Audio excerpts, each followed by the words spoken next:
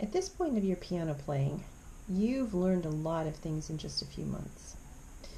And a number of them have just been symbols or terms or things like that that are really important for learning just music in general, but especially applied to piano now.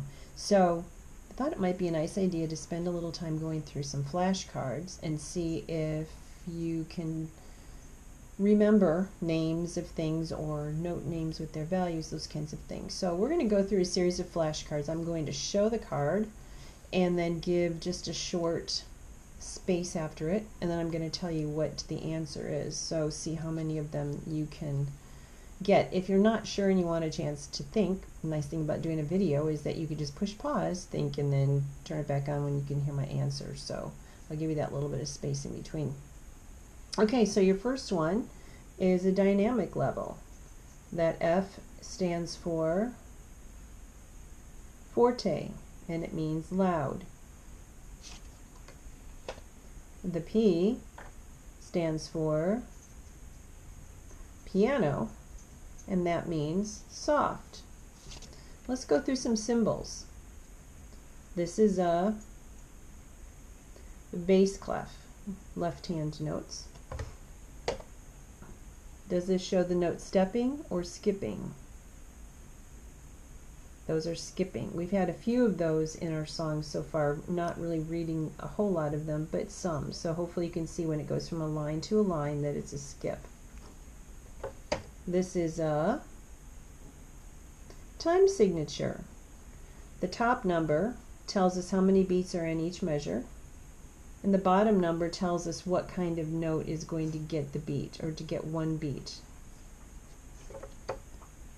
So this, going from a line to a space, is a step.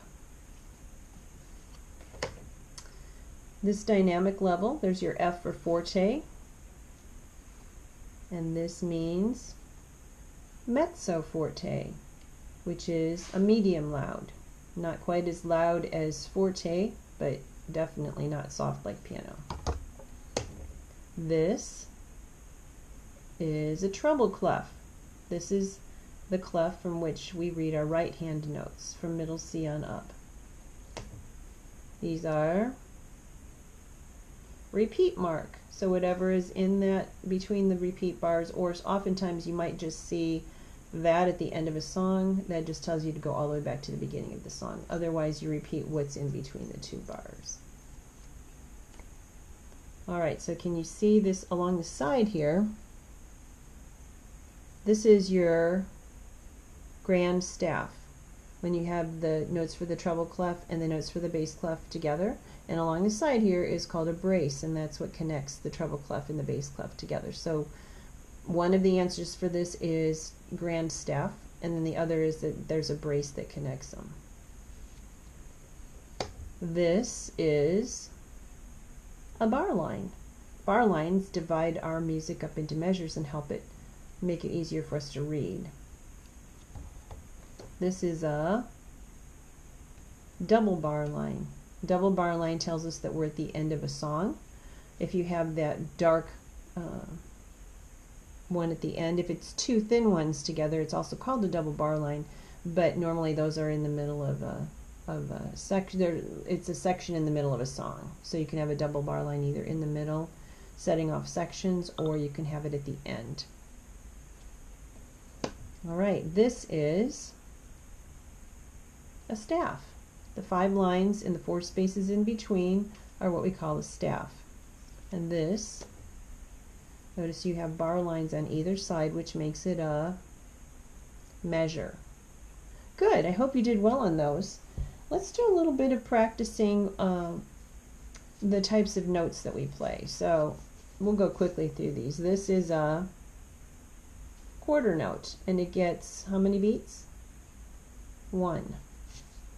This is a half note, and it gets 2 beats. This is a dotted half note, it gets 3 beats.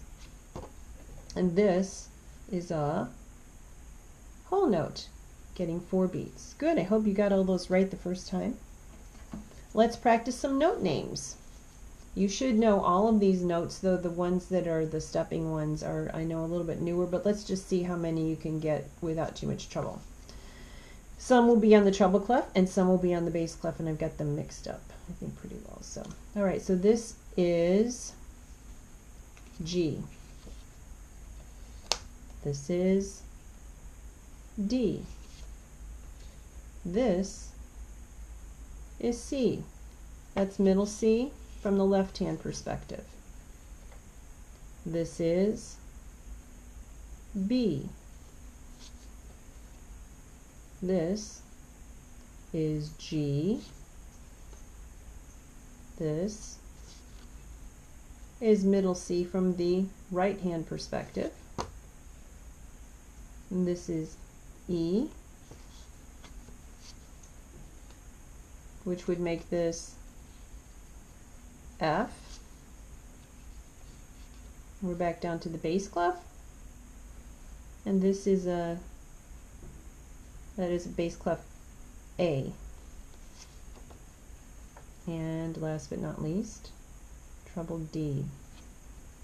Good. One more thing I'd like to go through. We've been trying to notice whether the notes are stepping or skipping. So let's see if we can figure out if it's a step or a skip and which direction it's going. So you're going to answer how it's moving and which direction. This would be stepping up. This would be skipping down. This is skipping up. This is skipping down. How can I tell? Because they're both space notes. This is skipping up. This is stepping down. This stepping up. And one more, stepping down.